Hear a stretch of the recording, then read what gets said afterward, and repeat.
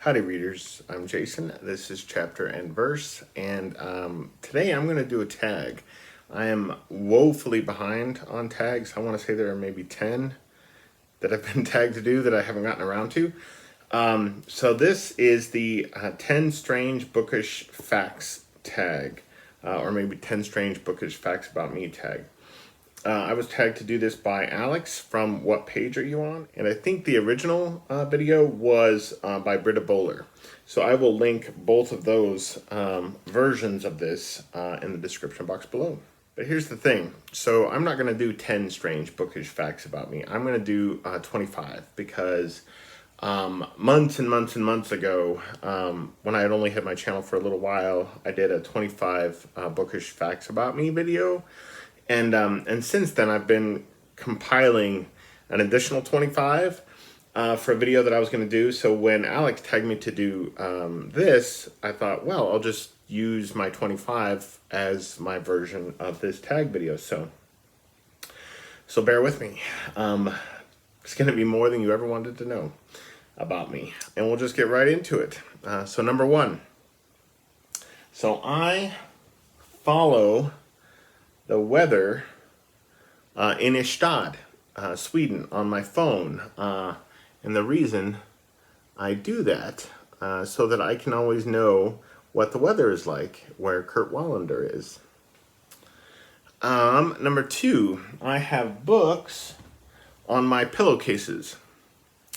Number three, when Kelly and I got married, we put our favorite passages about love and marriage from literature and from music on the reception tables. So we had these little, I don't even know what these are. They're like little placeholder things. And since our wedding was in January, we got these little snowflake. It's like a little base. And then the snowflake is a clip. And then we put our favorite quotes about love and marriage in these snowflakes. And then people could take them home after the reception and cake and everything. So and this is a quote from A Room with a View. It says, when I think what life is and how seldom love is answered by love, marry him. It is one of the moments for which the world was made. Again, that's from A Room with a View by E.M. Forster. Number four, I once wrote a screenplay that was inspired by, adapted from, both The Tempest and The Winter's Tale by Shakespeare. Number five, I use an umbrella that has caricatures of women writers on it, and I will show you that right now.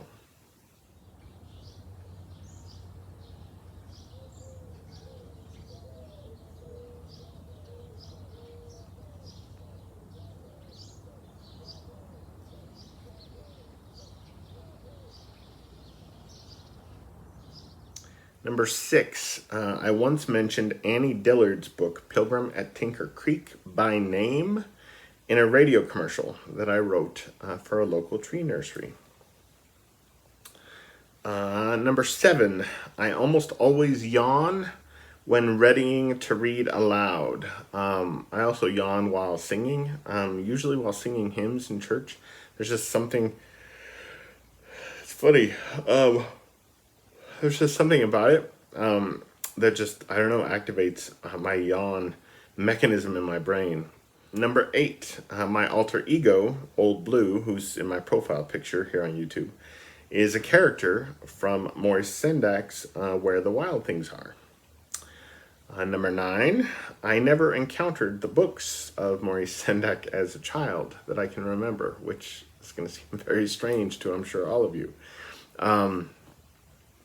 Number 10, I once read John Hersey's Hiroshima aloud in a park on the anniversary of the atomic bombing of Hiroshima. Number 11, I once asked a girl for a date via Ted Hughes' book, Shakespeare and the Goddess of Complete Being. So it's just a little story. So I was in college. My brother and I lived in this apartment complex that was kind of like a horseshoe shape, and one day I saw in the parking lot there was this car that was just covered with these bumper stickers, and I hate bumper stickers. But these bumper stickers all had just sayings and stuff on them that just really, I don't know, struck a chord with me. And there was something about the car and the sensibility on the bumper stickers that just, I was convinced that it was a girl's car, that it was a young woman's car, and not a man's car. And I wanted to meet this girl, and I'd seen the car there multiple times, so I suspected that she lived in the building, and but I had not seen her yet, and so anyway, one day I typed up a note for her, and basically basically said, so I'd like to have dinner with you, and if you are interested in having dinner with me, meeting me, please write out your response and go up to Co-Library, right? This is the University of Wyoming Library, and find Ted Hughes's book, Shakespeare and the Goddess of Complete Being, on the shelf by noon tomorrow, and put your response between that book and the book next to it.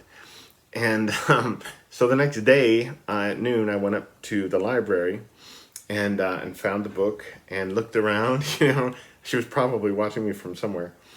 And I looked on the shelf there, and there was a little piece of paper that was slid between the two books. And so anyway, yeah, we met and we had dinner, and got along fine, but just didn't hit it off. We didn't see each other again. But that was just a funny little bookish thing about me that I'll never forget. That's how big a dork I am. In college, that's how I would ask girls out. Number 12.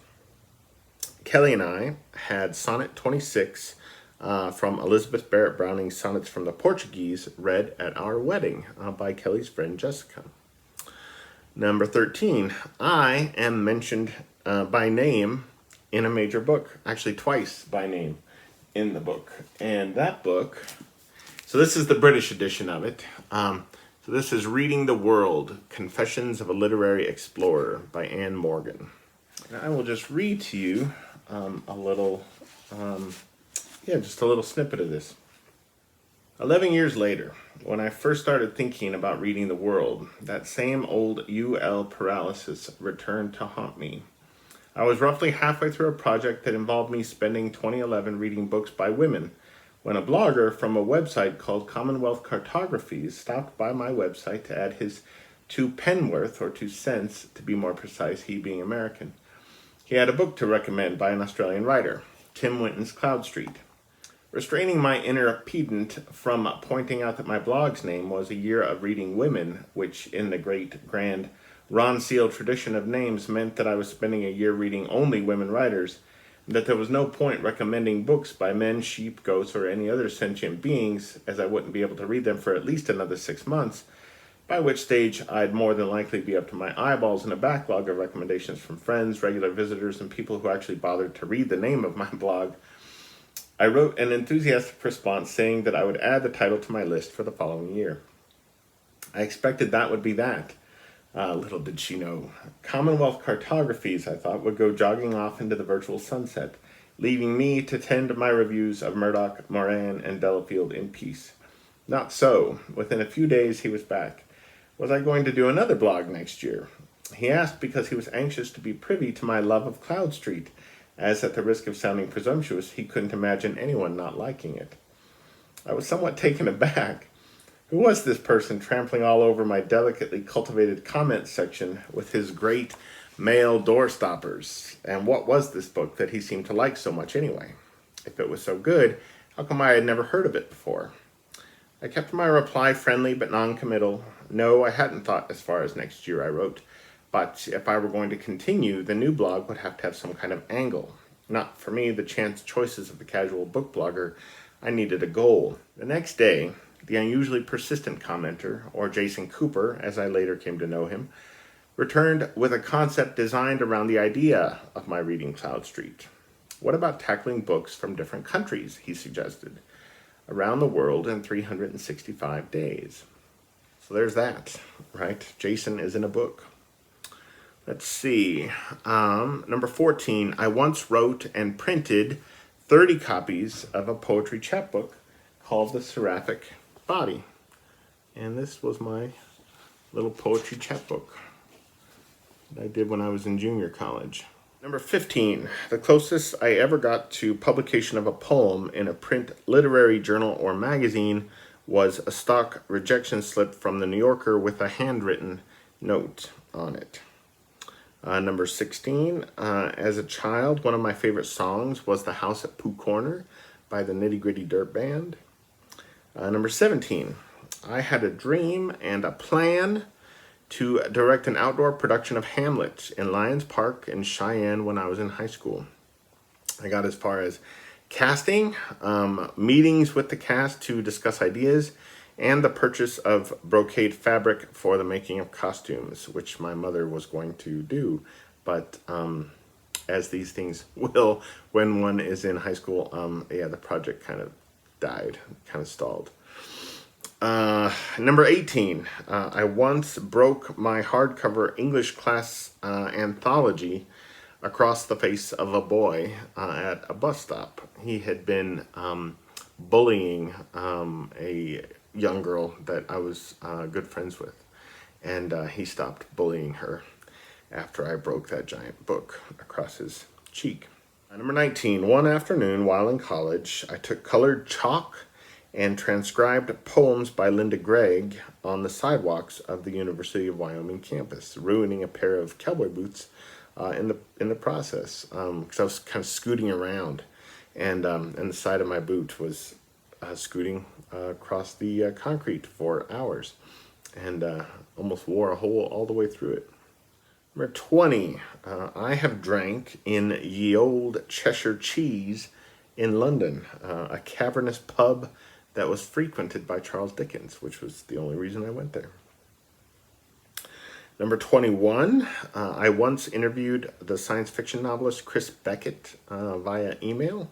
Chris Beckett, who is the author of Dark Eden, which is one of my favorite, probably one of my favorite novels, period, actually, but certainly one of my favorite science fiction novels. Number 22, I was asked to read an original poem at my high school graduation.